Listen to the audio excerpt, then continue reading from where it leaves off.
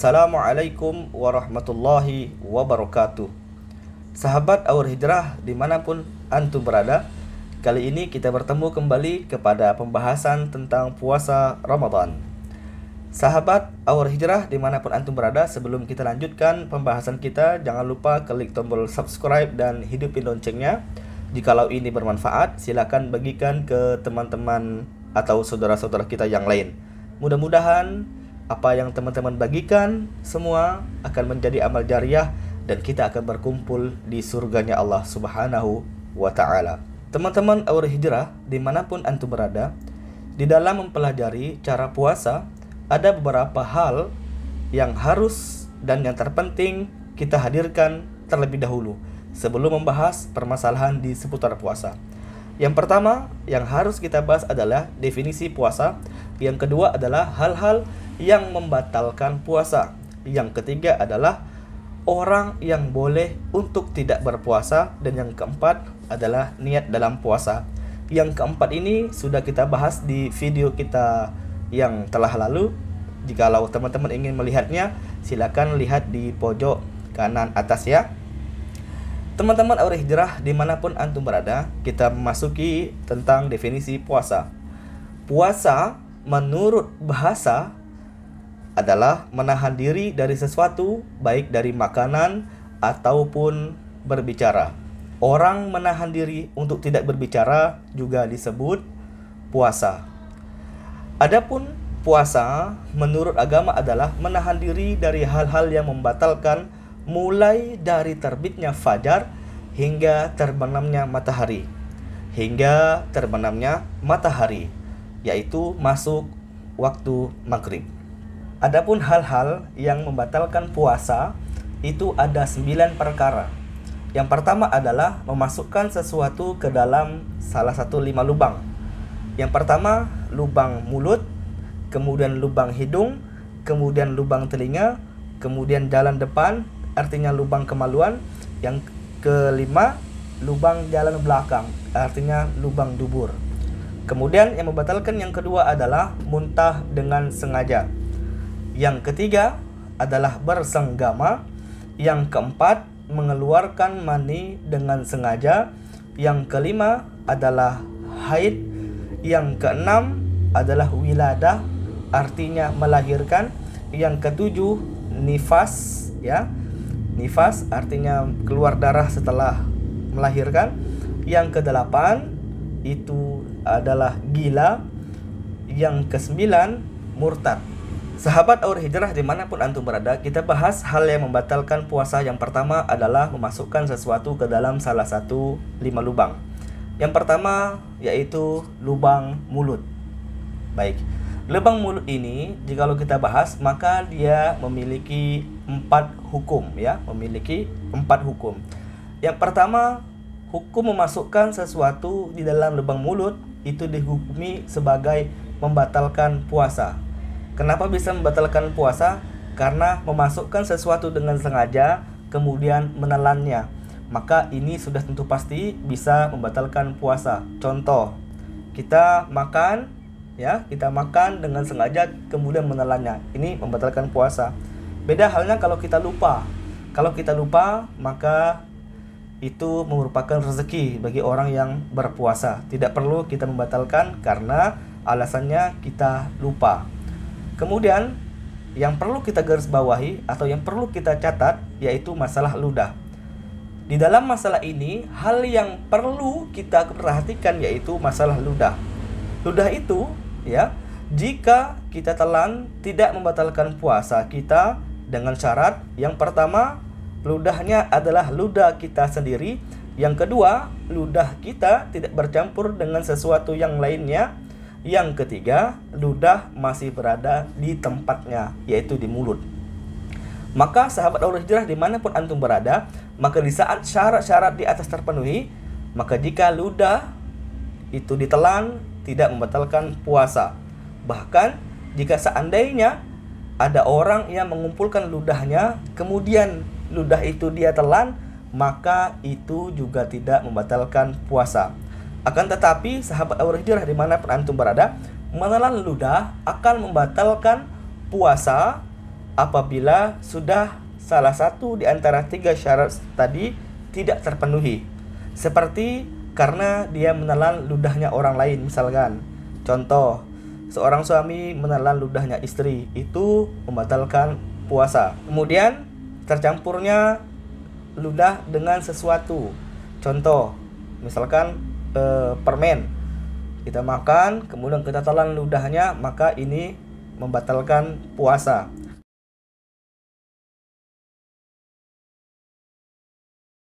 Sahabat Aura Hijrah, dimanapun antum berada, catatan lagi masalah sisa makanan di dalam mulut.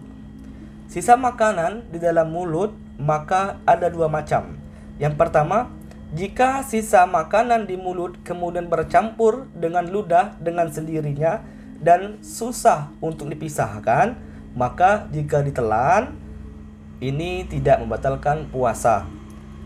Misalnya orang yang sahur, dia sahurnya makan petai atau sahurnya makan jengkol, maka ini tidak bisa membatalkan puasa. Karena apa? Karena sisa makanan tidak ada, akan tetapi rasa maupun baunya masih melekat. Jangankan di mulut, di air kencing saja bau petai ataupun jengkol ataupun sejenisnya itu masih melekat. Maka ini tidak membatalkan puasa. Beda halnya kalau seandainya ludah kita bercampur dengan sisa makanan dan sisa makanan itu masih dapat kita pisahkan.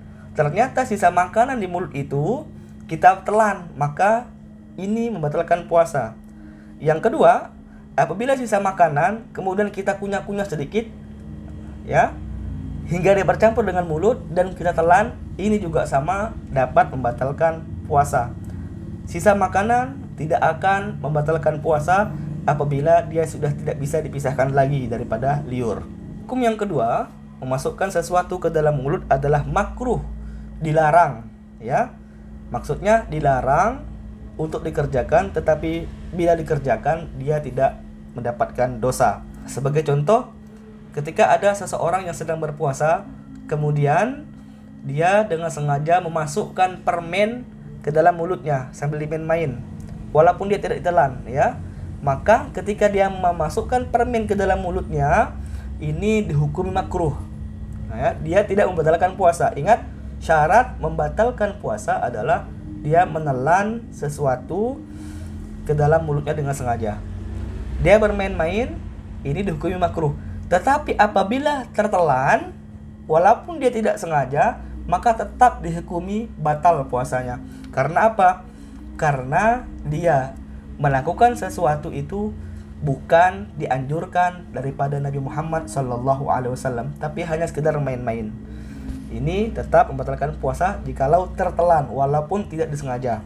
Alasannya karena dia melakukan sesuatu, mengulum-ulum permen itu adalah perilaku yang tidak dianjurkan Nabi, tetapi dia tertelan, itulah yang menyebabkan dia membatalkan puasanya. Kemudian hukum yang ketiga adalah mubah. Nah, hukum yang ketiga adalah mubah, boleh dilakukan dan tidak dilarang. Contoh, jikalau antum memiliki seorang istri dan istri antum memasak, maka seorang istri boleh merasakan rasa masakannya, akan tetapi jangan sampai ditelan. Ketika dia merasa masakan, kemudian harus dikeluarkan lagi. Tidak hanya juru masak, siapapun yang lagi memasak maka boleh untuk merasakan bagaimana rasa masakannya, dengan satu syarat, tidak boleh ditelan. Kalau hanya sekedar merasakan saja, maka ini dihukumi boleh. Kemudian yang keempat, dia dihukumi sunnah, yaitu berkumur-kumur di dalam berwudu. Nah, ini sunnah, ya, memasukkan air ke dalam mulut di saat berpuasa, maka dia dihukumi sunnah, yaitu ketika berkumur-kumur di saat berwudu. Maka di saat itu, di samping tidak membatalkan puasa, berkumur dalam wudu tetap disunnahkan, biarpun dalam keadaan puasa, dengan catatan lagi-lagi tidak boleh ditelan, ya. Bahkan jika tertelan sekalipun tanpa sengaja, maka tidak membatalkan puasa, dengan catatan ia berkumur-kumur dengan cara yang wajar dan tidak berlebihan. Kemudian lubang yang kedua adalah lubang hidung. Memasukkan sesuatu ke dalam lubang hidung membatalkan puasa. Adapun batasan dalam hidung adalah bagian yang jika memasukkan air akan terasa panas, yaitu di al-khayshum. Di sini batasnya. Teman-teman bisa rasakan hidungnya jikalau terasa agak geli-geli. Nah, ini batasannya. Apabila masuk sesuatu melewati batas ini, maka dia dihukumi membatalkan puasa. Kemudian yang ketiga adalah lubang telinga. Lubang telinga menjadi batal jika kita memasukkan sesuatu ke dalam telinga kita. Yang dimaksudkan dalam telinga adalah bagian dalam telinga yang tidak bisa dijangkau oleh jari kelingking kita saat kita membersihkan telinga. Nah, ini batasannya, yang tidak bisa dijangkau jari kelingking ya. Nah, tidak bisa. Jadi, masukkan sesuatu ke bagian yang masih bisa dijangkau oleh jari kelingking kita, hal itu tidak membatalkan puasa. Akan tetapi, kalau kita memasukkan sesuatu melebihi daripada bagian yang dijangkau jemari kelingking kita, ya, misalkan dikorek atau dimasukkan air, segala macamnya, maka hal itu akan membatalkan puasa kita. Dan ada pendapat yang berbeda, yaitu pendapat yang diambil oleh Imam Malik dan Imam Ghazali dari mazhab Syafi'i, bahwa memasukkan sesuatu ke dalam telinga tidak membatalkan. Akan tetapi lebih baik dan lebih aman jika tetap mengikuti pendapat kebanyakan para ulama, yaitu pendapat yang mengatakan memasukkan air atau memasukkan sesuatu ke lubang telinga adalah membatalkan puasa. Kemudian lubang yang keempat adalah jalan depan, yaitu kemaluan atau alat buang air kecil. Memasukkan sesuatu ke dalam lubang kemaluan adalah membatalkan puasa, walaupun itu adalah sesuatu yang darurat. Seperti dalam pengobatan dengan memasukkan obat ke lubang, ya, ke lubang kemaluan atau pipa untuk mengeluarkan cairan dari dalam bagi orang yang sakit. Termasuk memasukkan jemari bagi seorang wanita adalah membatalkan puasa. Maka dari itu, para wanita sekalian yang menyimak penjelasan ini, yang bersuci dan bekas buang air kecil harus berhati-hati. Jangan sampai saat membersihkan sisa buang air kecil, yaitu berstinja, melakukan sesuatu yang membatalkan puasa. Bagi wanita yang ingin beristinja, hendaknya hanya membasuh bagian yang terbuka di saat ia jongkok. Tidak perlu memasukkan jemari ke bagian yang lebih dalam, karena hal itu akan membatalkan puasa. Lebih dari itu, ditinjau dari sisi kesehatan justru tidak sehat kalau cara membersihkan kemaluan adalah dengan cara membersihkan bagian yang tidak terlihat di saat jongkok, sebab yang demikian itu justru akan membuka kemaluan untuk dimasuki kotoran dari luar. Sahabat Aura Hijrah dimanapun antum berada, adapun lubang yang kelima adalah jalan belakang. Memasukkan sesuatu ke lubang belakang sama hukumnya seperti memasukkan sesuatu ke jalan depan, yaitu kemaluan, ya. Artinya, jika ada orang memasukkan sesuatu ke lubang belakang, biarpun dalam keadaan darurat, seperti dalam keadaan pengobatan, adalah membatalkan puasa, termasuk memasukkan jemari saat istinja atau bersuci dari buang air besar. Maka cara yang benar adalah istinja cukup dengan membersihkan bagian alat buang air besar dengan perut jemari, tanpa harus memasukkan jemari ke dalam. Cukup sekian penjelasan kita. Mudah-mudahan bermanfaat. Di pertemuan berikutnya kita akan membahas hal yang membatalkan puasa yang kedua, yaitu muntah dengan sengaja. Sekian, terima kasih.